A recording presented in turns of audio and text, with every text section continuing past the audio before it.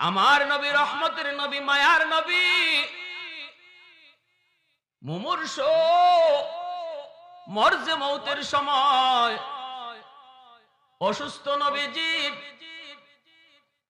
জিব্রাইল আমিনকে আল্লাহ পাঠিয়ে দিলেন, জিব্রাইল যাও আমার বন্ধুকে যে দেখে আসো, আমি আল্লাহর পক্ষ থেকে সালাম পৌঁছাও, আর যায় বলো আমার বন্ধু কেমন আছে। জিব্রাইল প্রথম দিন আসলেন, এসে নবীজিকে সালাম দিয়া বলতেছেন, নবী গো আপনি কেমন আছেন। আল্লাহ জানতে চেয়েছেন, যদিও আল্লাহ জানেন এরপরও আল্লাহ আমারে পাঠাইছেন। আল্লাহর নবী বলেন, ভাই জিব্রাইল আমি অসুস্থ, কষ্ট হচ্ছে। নবীজির সাথে একটু কথা বলে জিব্রাইল বিদায় নিলেন। দ্বিতীয় দিন আল্লাহ কই, জিব্রাইল আবারও যাও, আজও যাও, যে আমার বন্ধুকে সালাম জানাও আর বলো আমি তার অবস্থা জানতে চেয়েছি। দ্বিতীয় দিনও জিব্রাইল আমার নবী রহমতের নবী, মায়ার নবীর কাছে হাজির হয়ে সালাম দিয়ে বলতেছেন, নবী গো আজও আল্লাহ জানতে চেয়েছেন আপনি কেমন আছেন, যদিও আল্লাহ জানেন এরপরও আল্লাহ আমাকে পাঠাইছেন। নবীজি তখনও বলেন, ভাই জিব্রাইল অসুস্থ, কষ্ট হচ্ছে, অসুস্থ কষ্ট হচ্ছে। জিব্রাইল আজও কথা বলে চলে গেলেন। আল্লাহ পাক তৃতীয় দিন কয়, জিব্রাইল আজও বন্ধুর কাছে যাও। সুবহানাল্লাহ, আওয়াজ দেয়া কন্যা সুবহানাল্লাহ।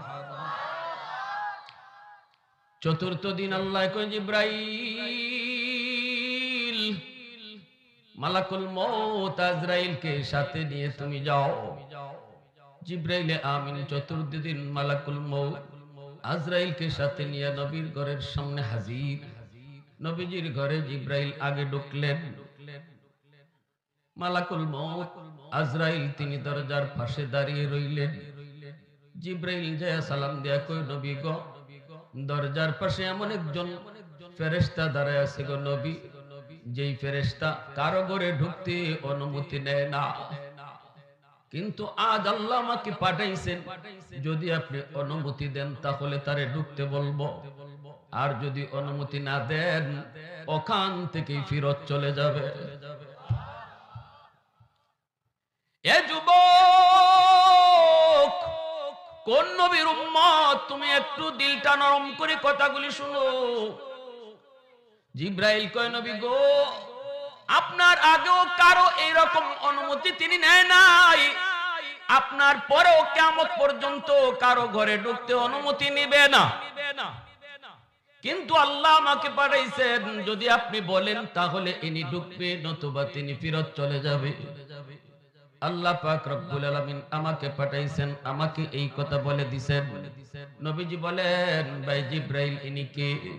জিব্রাইল আমিন কয়, নবী গো ইনি জান কবজকারী ফেরেশতা, যার নাম হলো মালাকুল মউত আজরাইল। নবীজি বলেন, ভাই জিব্রাইল আজরাইলকে ঢুকতে দাও। আমার নবী রহমতের নবীর ঘরে ঢুকলেন আজরাইল। আজরাইল ঢুকে নবীকে সালাম দিয়ে বলতেছেন, ইয়া রাসূলুল্লাহ, ওগো নবীজি আল্লাহ পাক আমাকে আদেশ দিয়েছেন, যদি আপনি অনুমতি চান তাহলে আপনার জান কবজ করব, আপনি যদি অনুমতি দেন জান কবজ করব, আর যদি আপনি অনুমতি না দেন জান কবজ করব না। আল্লাহ পাক আমাকে বলে দিয়েছেন আপনাকে এই কথা জিজ্ঞেস করার জন্য, আপনি কি আরো দুনিয়াতে থাকতে চান? যদি থাকতে চান কিয়ামত পর্যন্ত আল্লাহ আপনার হায়াত বাড়ায় দিবে, আর যদি আপনি যেতে চান তাহলে আপনার নিতে বলছে। তবে নবী গো একটা কথা বলি গো নবী, আমার আল্লাহ বলেছেন আল্লাহ আপনার মাশুক, আপনি হলেন আল্লাহর আশিক, আপনার মাশুক আপনার দিদারের অপেক্ষায় পাগল। একটু আওয়াজ দেয়া কন্যা সুবহানাল্লাহ। প্রশংসা করব কার? আরো জোরে বলি কার? वहदत की हिफाजत नहीं बेकुवते बाजू,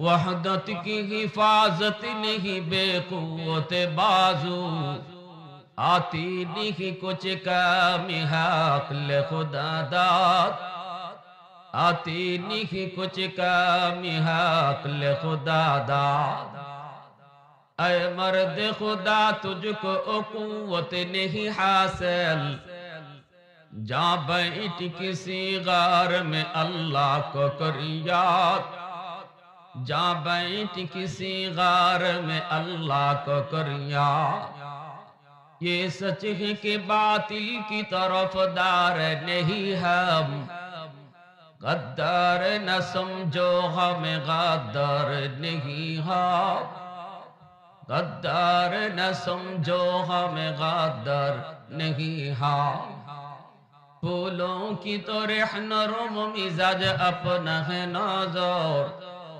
हम तेरी नहीं नेज़ा व तलवार नहीं हम तेरी नहीं नेज़ा व तलवार नहीं मुसलमाনের आवाज এখন আল্লাহু আকবার আমার ভাইরা বন্ধুরা যুবক দ্বীনের নবী রহমতের নবী কয় ভাই জিবরাইল আজরাইল আমার কাছে এই অপশন চায় আজরাইল কই নবী গো এই অপশন এই অনুমতি পৃথিবীতে আর কারো কাছ থেকে আমি আজরাইল নেই নিব না শুধুমাত্র আপনাকে আল্লাহু আকবার আরো জোরে কোন আল্লাহু আকবার যেই মাত্র আজরাইল কয় আল্লাহ আপনার অপেক্ষায় আল্লাহ পাক আপনার মাশউক আপনার দিদারের অপেক্ষায় সাথে সাথে নবী কয় আজরাইল আর দেরি করো না তাড়াতাড়ি করে আমার মাশউকের কাছে আমারে পৌঁছায়া দাও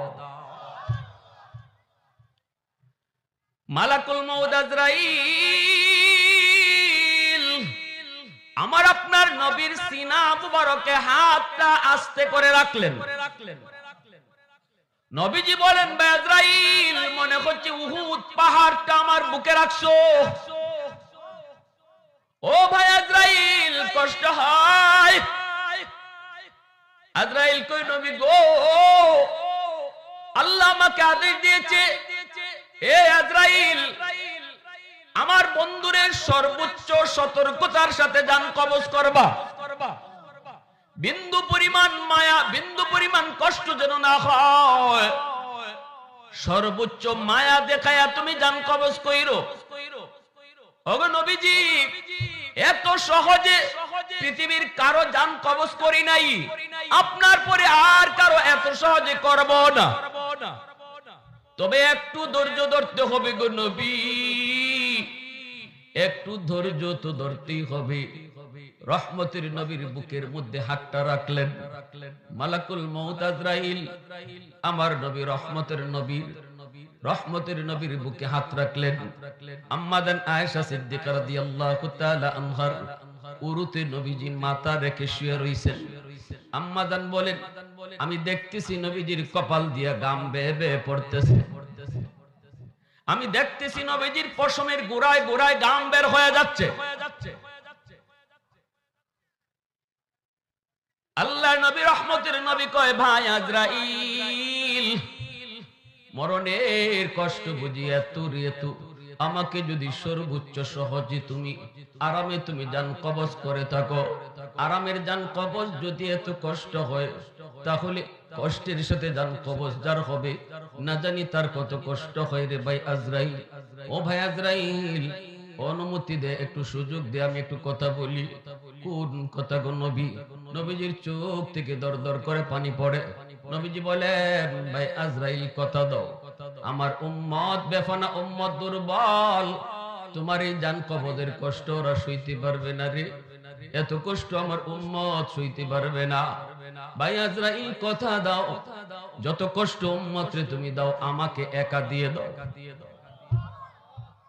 তবু আমার উম্মতরে এত কষ্ট দিও না জোরে কোন সুবহানাল্লাহ মৌতের সময়ও মায়ের নবী সন্তানের কথা ইয়াদ করে নাই মৌতের সময়টাতেও নিজের পরিবারের কারো নাম বলে নাই মৌতের সময়টাতেও এই যুবক তোমার কথা বলে গেছে আল্লাহু আকবার জোরে কর মৌতের সময় নবী তোমার কথা বলে গেছে এ ভাই আজরাইল আমার উম্মতরে কষ্ট দিও না মরণের কষ্ট উম্মতরে দিও না। সাথে সাথে মালাকুল মউত আজরাইল কয় নবী গো, একটা সুসংবাদ আমি আপনাকে শোনাই উম্মতের জন্য। আল্লাহ পাক রব্বুল আলামিন আমাকে বলছে, আল্লাহ জানে আপনি মউতের সময় উম্মতের কথা বলবেন, এজন্য আল্লাহ পাক আমাকে এই কথাটা শুনাইয়া দিছি।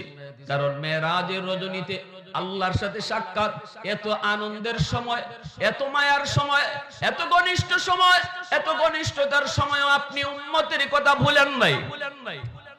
এজন্য আল্লাহ কয় জিবরাইল, ও আজরাইল, আমার বন্ধু যখন উম্মতের কথা বলবে তখন বলে দিও ওয়ান্নাজিআতি গারকা ওয়ান্নাশিতাতি নাশতা। তোমার উম্মত বন্ধু, তোমার উম্মত যদি নেককার হয়, তোমার উম্মত যদি দিনদার হয়, তোমার উম্মত যদি তোমার সুন্নত মতো চলে, তোমার উম্মত যদি তোমাকে নবী মাইনা সব কাজ করে, তাহলে আমি আল্লাহ এমন একদল ফেরেশতা তার জান কবজের সময় পাঠাবো। তার জান কবজটা কেমন হবে জানোনি? জানোনি? তার জান কবজটা হবে এমন, একটা দুধের বাচ্চা মায়ের দুধ পান করে করে যেভাবে ঘুমায় পড়ে, এইভাবেই নেককার নামাজি বান্দা জান কবজের সময় যেন মায়ের দুধ খেয়ে খেয়ে ঘুমায় পড়বে। ওয়ান্নাজিআতি গারকা ওয়ান্নাশিতাতি নাশতা। আল্লাহ পাক রব্বুল আলামিন কয় দুই দল। প্রথম দল হলো বদকারের জান কবজ যারা করবে, দ্বিতীয় দল হলো নেককারের জান যারা কবজ করবে। মালাকুল মউত আজরাইল কয় নবী গো, আপনার নেককার উম্মতের জান কবজ করা হবে এত সহজে, এত সহজে। কলস থেকে পানি ঢাললে যেমন গ্লাসে পানি পড়তে কষ্ট হয় না, আপনার নেককার উম্মতের রূহটা বের হতেও এরকম কষ্ট হবে না। আওয়াজ দিয়া কন্যা সুবহানাল্লাহ। তাহলে এবার আপনারা প্রশ্ন করতে পারেন, হুজুর তাহলে নবী কেন কষ্ট পাইছেন? আল্লাহ পাক শুধু একটু বুঝায় গেছেন নবীকে, নবীকে শুধু একটু বুঝায় গেছেন, ভাইরে কষ্ট তো আছেই মরণের, এরপরও নেককারের কষ্ট হবে না কেন? কষ্ট কিন্তু ঠিকই আছে মরণের, কষ্ট হবে না কেন? কয় কেমন কষ্ট? 100টা উটকে জিন্দা উট, 100টা উট, একটা উটকে 100 বার চামড়া সিলায় সিলায় যদি আবার চামড়া দেওয়া হয়, আবার তার চামড়া সিলানো হয়, জিন্দা জীবিত একটা উটের চামড়া সিলাইলেন, এরপরে আবার উটটার চামড়া লাগানো হলো, আবার চামড়া সিলানো হলো, আবার চামড়া লাগানো হলো, আবার জিন্দা চামড়া সিলানো হলো। এইভাবে 100 বার একটা জীবিত উটের চামড়া সুলায়া সুলায়া যেই পরিমাণ কষ্ট হয়, মরণের কষ্ট এর চেয়ে 1000 গুণ বেশি। এরপর নেককার নামাজি বান্দার কষ্ট হবে না কেন? আল্লাহ পাক রব্বুল আলামিন ওই নেককারের সামনে আল্লাহ পাক বলবে, ও ফেরেশতারা শোনো, আমার বান্দার রূহটা যখন কবজ করবা তখন তার চোখের সামনে জান্নাতের চিত্র তোমরা তুলে ধরবা। জান্নাতে তার বাড়িটা তার দেখাইবা, জান্নাতে তার বাগানটা তার দেখাইবা, জান্নাতে তার আপেলের বাগান দেখাইবা, কলার বাগান দেখাইবা, আমের বাগান দেখাইবা, সুন্দর বাড়িটা তার চোখের সামনে তুলে ধরবা, হুর গিলমানের চিত্রগুলি তার চোখের সামনে তুলে ধরবা। আর আমি আল্লাহর ইসমে আজমের নাম, ইসমে আজমের নাম আল্লাহ, আল্লাহ নামটা ফেরেশতা ও মালাকুল মউত আজরাইল ডান হাতের তালুতে তার চোখের সামনে তুলে ধরবা। কারণ এই বান্দা আমি আল্লাহর পাগল ছিল, আমার নামটা দেখা মাত্রই আর জান্নাতের বাড়ি দেখা মাত্রই ওই বাড়িতে যাওয়ার জন্য সে পাগল হয়ে যাবে। আমার নামের আশিক সে ছিল, এজন্য আমার কাছে আসতে সে পাগল হয়ে যাবে। ওই অবস্থায় সে যখন জান্নাতের বাড়ির নেশায় মগ্ন থাকবে, এত মগ্ন আমি আল্লাহ তারে বানায় দিব, এই দিকে যে মরণের কষ্ট হইতেছে এই কষ্টটা তারে অনুভব করতে দিব না। আওয়াজ দিয়া কন্যা সুবহানাল্লাহ। তাহলে কি বুঝলাম? মরণের কষ্ট তো আছেই, মরণের কষ্ট নাই না? আছে, আছে। কিন্তু নেককার মুমিন মরণের কষ্ট অনুভব করবে না, মরণের কষ্ট টের পাবে না। দেখবেন একজন ছেলে, একজন মাসে ছোট বাচ্চাকে যখন মুসলমানি করানো হয়, আমরা দেখি এরকম আজামরা এরকম করে, তারে অন্যদিকে মন বুলায় দেওয়ার জন্য কত কথা কয়, আজামে মন বুলায় দেওয়ার জন্য কত কথাই কয়। নানার বাড়ি কোথায়, নানির হাতে কি খাইছো, কলিমা জানুনি, কত কথা কয়। এর উদ্দেশ্য হলো এই দিকে যেন তার টেনশন না থাকে, টেনশনটা যেন ওই দিকে যায়, ঠিক না? একজন মুমিন জান কবজের সময় সে নেশায় মগ্ন। কিতাবের ভিতরে আরো সুন্দর এক্সাম্পল দিয়েছেন। প্রচন্ড শীতের রাত, কনকনে শীতের রাত, একজন প্রেমিক প্রেমিকার জন্য বড় পাগল, শীতের রাতে দেখা করবে। কিন্তু এই পারে হলো প্রেমিকের বাড়ি, ওই পারে হলো প্রেমিকার বাড়ি, এই পারে আশিক, ওই পারে মাশুক। এই আশিক মাশুকের সাথে দেখা করতে যাবে, নদী পার হতে হয়, নৌকা নাই, কোনো খেয়া নাই, যাবে কি কইরা? কয় সাঁতার কাইটা যেতে হবে। নদীর ওই পারে তার মাশুক একটা বাতি নিয়ে দাঁড়ায় রইছে আর ডাকতেছে, আসো আসো, ডাকতেছে লেমনিয়া, বাতি নিয়ে দাঁড়ায় রইছে। আশিক তখন নৌকার বার চায় না, তখন সে শীতের রাতেই কনকনে শীতে ঠান্ডা পানিতে সাঁতার কাটা শুরু করে দেয়। এই যে সাঁতার কাইটা কাইটা সে তার মাশুকের দিকে যাচ্ছে। প্রচন্ড শীতে ঠান্ডা পানির কষ্ট আছে, অবশ্যই আছে, কিন্তু টের পায় না, কারণ তার নেশা হলো নদীর পার, ঠিক কি না? নেশা হলো কিছু কষ্ট করলেই তো আমি আমার মাশুককে পেয়ে যাব। মাশুকের কাছে যাওয়ার আনন্দে তার কষ্টের কথা মনে পড়ে না, মাশুকের কাছে যাওয়ার আনন্দে কষ্টের কথা মনে থাকে না। এজন্য আল্লাহ পাক রব্বুল আলামিন জানায় দিয়েছেন, বন্ধু তোমার উম্মত যখনই আমার আশিক হবে, আমার মাশুক হবে, আমি আল্লাহ তার মাশুক হব, তখন তার হাতের তার তোমার তালুতে মালাকুল মউত আজরাইলের তালুতে আমার নাম, আরেক হাতে জান্নাতের চিত্র তুলে ধরা হবে, তখনই তার রূহটা কবজ করা হবে। ভাইরা বন্ধুরা, কিতাবের ভিতরে লিখেন তার হাত অস্বীকার করবে, পা অস্বীকার করবে, জবান অস্বীকার করবে। হাত বলবে, ও আজরাইল আমি তোমাকে সাপোর্ট করব না, পা বলবে আমি তোমাকে সাপোর্ট করব না।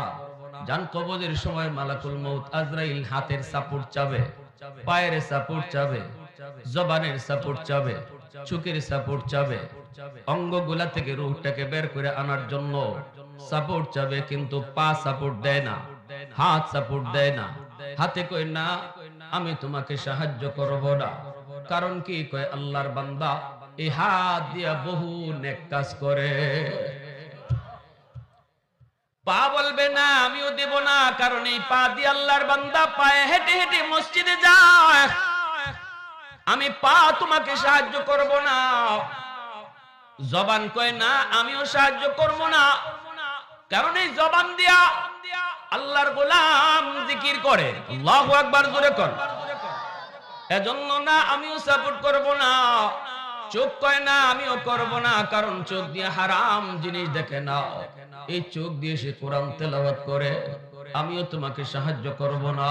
মালাকুল মউত আজরাইল কয় আল্লাহ জান কবজ করতে যার কাছে পাঠাইছো তার কোনো অঙ্গই তো আমাকে সাহায্য করতে চায় না। আল্লাহ বলেন জান্নাতের চিত্র তুলে ধরো, আমি আল্লাহর নাম চোখের সামনে তুলে ধরো, দেখবা সে নিজেই পাগল হয়ে যাবে আসার জন্য। আল্লাহু আকবার জোরে বল। এজন্যই মালাকুল মউত আজরাইল তখন বলতেছে, নবী গো, ওগো নবীজি আপনার উম্মতের জন্য সুসংবাদ, আপনার উম্মত যদি নেককার হয়, দিনদার হয়, নামাজি হয়, যদি সে আল্লাহকে ডরায়, আল্লাহকে ডরায়া বাপ মার সাথে বেয়াদবি না করে, মুরব্বিদের সাথে বেয়াদবি না করে, যদি আল্লাহকে ডরায় সে হারাম থেকে বাঁচে, মরণের সময় দুধের বাচ্চা মার দুধ খাইয়া যেইভাবে ঘুমায় এইভাবে ঘুমায়া পড়বে, মরণের কষ্ট থাকবে কিন্তু টের পাবে না। আর যদি বৎকার হয় গো নবী, আর যদি সে বৎকার হয় তাহলে জানেননি কি হবে? নাজিয়া। নাজউন শব্দের অর্থ হলো ছিঁড়ে ফেলা, নাজউন শব্দের অর্থ হলো ছিঁড়ে ফেলা। ওই ছিঁড়ে ফেলা ফেরেশতাদের কসম আল্লাহ খেয়েছেন। ভাইরা বন্ধুরা, কেমন ছিঁড়ে ফেলা? কয় শালুক চিনেননি আপনারা? শালুক যখন একজন মানুষ হাওরে গিয়ে শালুক কুড়ায়, দেখবেন শালুকের পাতা ধরে ডুব দেয়, ডুব দিয়া একদম পানির নিচে যায়, যাইয়া শালুকের পাতা দইরা দইরা ডেটা দইরা দইরা সে অনুমান করে কোন জায়গাটার মধ্যে এই গাছের গুড়া, হ্যাঁ, ওই গুড়ার কাছে গিয়া সে তখন আঙ্গুলটা ঢুকায় পানির নিচে, মাটির নিচে ঢুকায়া শালুকটারে কুড়ায়, কুড়ায় শালুকটা হাতে নিয়া এই যে লম্বা একটা ডেটা ছিল পাতা পর্যন্ত, ওই ডেটার গুড়ার মধ্যে এরকম মুচুরি দিয়া গুড়াটারে ছিঁড়ে ফেলে। কারণ পাতা তো তার উদ্দেশ্য না, ডেটাও তার উদ্দেশ্য না, উদ্দেশ্য হলো শালুক। শালুক তো হাতে নিয়ে নিছে, মুচুর দিয়া যখন এভাবে ছিঁড়ে ফেলে দেয় তখন কি হয় জানেননি? এতক্ষণ পর্যন্ত ওই সম্পর্ক, শালুকের সাথে সম্পর্ক ডেটার থাকার কারণে সবগুলি পাতা এক জায়গায় জমা ছিল, একটার সাথে আরেকটা লাগা ছিল। যখন এইভাবে মুচুর দিয়া ছিঁড়ে ফেলে দেয়, দেখবেন প্রতিটা পাতা এক একটা এক এক দিকে চলে যায়। কি ভাই? হ্যাঁ, আল্লাহ পাক রব্বুল আলামিন নাফরমান, বদকার, বেনামাজি, হারামখোর ওদের রূহ কবজের কথাটা আল্লাহ এইভাবে উদাহরণ দিয়েছেন। আল্লাহ বলেন তার রূহটা যখন কবজ করা হবে, এইভাবেই যখন রূহটাকে বডি থেকে ছিঁড়ে ফেলে দেওয়া হবে, তখন বডির কোনো অঙ্গই তখন আর জায়গায় থাকবে না। সাথে সাথে দেখা যাবে কান বডির সাথে আর নাই, চোখ বডির সাথে নাই, কান এরকম খাড়া নাই, কান আস্তে করে বাঁকা হয়ে যাচ্ছে, নাক এরকম খাড়া নাই, নাকটা আস্তে করে বাঁকা হয়ে যাচ্ছে, মুখ এরকম সোজা নাই, মুখ বাঁকা হয়ে যাচ্ছে। কোন অঙ্গই তখন আর একটার সাথে আরেকটার কোনো সম্পর্ক থাকবে না। বডিটার অঙ্গগুলা একটা আরেকটার সাথে বিচ্ছিন্ন হয়ে যাবে। আল্লাহ পাক রব্বুল আলামিন এই উদাহরণটা দিয়ে বলেছেন, বেনামাজি, মদকুর, সুদকুর, গাঞ্জাকুর যারা হয় আল্লাহর নাফরমান, এদের রূহ কবজ করার সময় ফেরেশতা বিন্দু পরিমাণ দয়া মায়া দেখাবে না। পায়ের নিচ থেকে শুরু করবে, পায়ের নিচ থেকে শুরু করবে, খিঁচানি দিয়া দিয়া, খিঁচানি দিয়া দিয়া ওইভাবে রূহটাকে যখন তার বের করে নেওয়া হবে শালক ছিঁড়ে ফেলে দেওয়ার মতো, তখনই তার অঙ্গগুলা আর জায়গায় থাকবে না। বাইরে এজন্যই তো কারো পায়খানার রাস্তা দিয়ে পায়খানা বের হয়ে যায়, কারো প্রস্রাবের রাস্তা দিয়ে কখনো প্রস্রাব বের হয়ে যায়, কারো মুখ বাঁকা হয়ে যায়। মালাকুল মউত আজরাইলকে দেখা মাত্রই ভয় পায়, কারণ ভয়ঙ্কর রূপ নিয়ে তখন হাজির হয়। নেককার নামাজি দিনদার বান্দার সামনে যখন মালাকুল মউত আসে অত্যন্ত মায়াবী চেহারা নিয়া, আর বদকারে রূহ কবজ করার সময় যখন হাজির হয় ভয়ঙ্কর চেহারা নিয়া, তখন রূহটা কিন্তু ডরে বের হতে চায় না, বের হতে চায় না। ভাইরে, এজন্যই আমি নিজের চোখে দেখেছি রে যুবক, মৌতের সময় কত মানুষ চোখগুলি বড় বড় করে ডানে বামে তাকায়, ডানে বামে তাকায়, আর যেন কি দেখে, ঠিক কিনা? কেউ আমরা বুঝি না, কেউ দেখি না। মুমূর্ষ ব্যক্তির চোখের সামন থেকে আল্লাহ কুদরতি পর্দা সরায়া দেয়। যখন সাকরাত শুরু হয় তখনই কিন্তু চোখের সামনে পর্দা আল্লাহ সরায়া দেয়। ওই অবস্থায় সে দুনিয়াও দেখে, আখিরাতও দেখে, দুনিয়াও দেখে, কবরও দেখে। মরণের পর কোন কবরে তারে রাখা হবে, ওই কবর সেটা জান্নাতের বাগান নাকি জাহান্নামে আগুনের কুণ্ড, এই চিত্রটাও সে দেখে। যখনই সে দেখে আমাকে যেই কবরে রাখা হবে, এই কবরে আগুন জ্বলছে, আগুন, চোখগুলি বড় বড় হয়ে যায়। কারা আসলো গো? এরা কারা? এত ভয়ঙ্কর চেহারা, এত ভয় এদের চেহারায়। লুকানোর চেষ্টা করে, চোখগুলা বড় হয়, ডানে বামে তাকায়। ভাইরা বন্ধুরা, এই সময় আমরা দেখি না, কিন্তু সে দেখে। কারা? তার রূহ কবজ করতে আসছে। পাশেই বসা আছে মেয়ে, পাশেই বসা আছে বাবা, সন্তান পাশেই তোমার বসা আছে রে বাবা। এরপরেও বাবা সন্তানরাও দেখে, মালাকুল মউত ফেরেশতা আজরাইলকেও দেখে। সন্তান শুধু বাবাকে দেখে, আজরাইলকে দেখে না, আর বাবা ছেলেরও দেখে, আজরাইলকেও দেখে। ওই অবস্থাটা সৃষ্টি হয় শুধুমাত্র মরণের সময়। এর আগে আল্লাহ পর্দা দিয়ে রাখে, এই পর্দার কারণে শুধু আমরা দুনিয়া দেখি আর কবর দেখি না, শুধু দুনিয়া দেখি আখিরাত দেখি না, কিন্তু মরণের আগ মুহূর্তে আল্লাহ পর্দা সরায় দিবে। এজন্য ভাইরা বন্ধুরা, ওই অবস্থায় যখন তার রূহটা কবজ করে নেওয়া হয়, কান্না করে রূহ, কান্না করে রূহ আর সন্তানদেরকে বলে, বাবা তোরা আমারে কই নিয়ে যাও রে, কই নিয়ে যাও, নিস না, নিস না, ওই কবরে আমারে রাখিস না, আমি দেখতেছি আগুন জ্বলতেছে, আমি দেখতেছি আগুন জ্বলতেছে, সাপ দাঁড়ায় রয়েছে, সুজায় আকরা নামক বিষাক্ত সাপ, যার চোখ দিয়ে আগুন বের হয়, ওই সাপ আমার অপেক্ষায় ফজরের নামাজ কাজা করার কারণে জোহর পর্যন্ত ছুবল দিবে, জোহর কাজা করার কারণে আসর পর্যন্ত সুবল দিবে, আসর কাজা করার কারণে মাগরিব পর্যন্ত সুবল দিবে, মাগরিব কাজা করার কারণে এশা পর্যন্ত সুবল দিবে। বাবা তখন কান্না করে আর কয়, তোমরা কে গো এত নিষ্ঠুর, কেমনে হলে বাজান, এত নিষ্ঠুর তুই কেমনে হলে রে, আমারে কেন তোরা কবরে নিয়ে যাইতেছ? এইভাবে রূহটা কান্না করে, কান্না করে। এই কান্না পৃথিবীর কেউ শুনে না, শুনে হায়ওয়ান, জানোয়ার। এজন্য আমার রাসূল কয়, কবরের পাশ থেকে দেখবা মাঝে মাঝে গরু ছাগল দৌড় দেয়, ঠিক কিনা জোরে কর। এ যুবক, একটু মরণকে ভয় করো, মরণকে ভয় করো। কখন কার কোন সময় কেউ জানে না, কার কোন সময় কেউ জানে না। বাবার আগে ছেলে নাকি ছেলের আগে বাবা, দাদার আগে নাতি নাকি নাতির আগে দাদা, কেউ জানে না।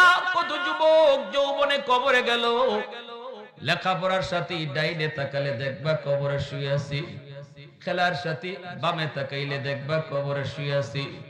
ভাইরা বন্ধুরা আমার, নবী রহমতের নবীর জান কবজের সময় যদি এত কষ্ট হলো, তাহলে আমার আপনার কেমন হতে পারে যুবক?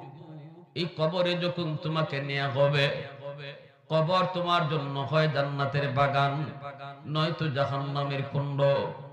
আল কবরু রাউযাতুম মিন রিয়াজিল জান্নাহ আও হুফরাতুম মিন হুফারিন নার। যদি তুমি নেককার হও, কবরে নিয়ে রাখা মাত্রই তুমি তো কবরে যাওয়ার জন্য পাগল থাকবা, তখন তুমি কান্না করবা না। কিন্তু বদকার হলে কবরে নেওয়ার আগ থেকেই তোমার কান্না শুরু হবে। এ যুবক, কবরে রাখা মাত্রই তোমার কাছে 40 কদম ফিরে আসা মাত্র তোমার কাছে মুনকার নাকির ফেরেশতা পাঠানো হবে, আমার কাছে মুনকার নাকির ফেরেশতা পাঠানো হবে। 3টা প্রশ্ন নিয়ে হাজির হবে। জোরে কোন কয়টা? একটু জোরে কোন না কয়টা? মার রাব্বুকা ওয়া মা দীনুকা ওয়া মান হাদার রাজুল আল্লাযী বুইসা ফীকুম ইউকালু লাহু মুহাম্মদ। মালাকুল মউত আজরাইল, ইনিও যখন তার নিজের রূহটা কবজ করব, আল্লাহ রাসূল হাদিসে বলেন, পৃথিবীর সব মানুষের রূহ কবজ করার পরে আল্লাহ জিজ্ঞেস করবে, আজরাইল আর বাকি আছে কেডা? মালাকুল মউত আজরাইল কইব, আল্লাহ সম্মানিত 4 জন ফেরেশতা ছাড়া সবের রূহ কবজ করে ফেলেছি। কে কই? জিবরাইল, মিকাইল, ইসরাফিল আর আমি আজরাইল। আল্লাহ কইব, আজরাইল তুমি ছাড়া বাকি 3 জনের রূহ কবজ করে ফেলো।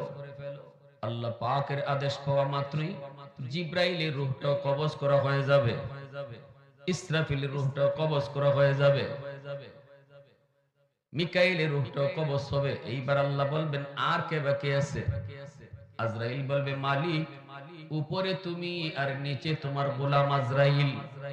আল্লাহ বলবে, আজরাইল তোমার রূহটাও তুমি কবজ করো। নবীজি বলেন, আজরাইল নিজের রূহটা নিজে যখন কবজ করবে, ওই সময় এমন একটা চিৎকার দিবে, পৃথিবীর মানুষ যদি ওই সময় জীবিত থাকতো, আজরাইলের চিৎকার শুনে কলিজা ফেটে মারা যাইতো। আজরাইলের চিৎকার শুনে কলিজা ফেটে মারা যাইতো। আল্লাহ পাক রব্বুল আলামিন সব শেষ করে দিবে, কেউ নাই। ওই দিন আল্লাহ শুধু একা থাকবে। কে একা থাকবে? জোরে বলেন, কে কে একা থাকবে? কেউ নাই, আছেন শুধু আল্লাহ রব্বুল আলামিন। ওই কবর জগৎটা আমার আপনার জন্য আলমে বরজখ বানায় রাখছি। এটা কিন্তু আমার শাস্তির জায়গা না, এটা কিন্তু জেলখানা না। কবর হলো একটা হাজতখানা। হাজত, জেলখানা হবে বিচারের পরে জেলও যাবে। বিচারের আগে যে জায়গায় রাখা হয় এটা হলো হাজত, ঠিক কি না? কবর, এই কবর হলো আমার আপনার জন্য হাজত। আল্লাহর নবী বলে তুমি যদি বিচারের পর জান্নাতি হও তাহলে তোমার কবরটা এই হাজতখানাটাও জান্নাতের সাথে সম্পর্ক করে দেওয়া হবে। আর যদি বিচারের পর তুমি জাহান্নামী হও তাহলে কবরটাকে জাহান্নামের সাথে সম্পর্ক করে দেওয়া হবে।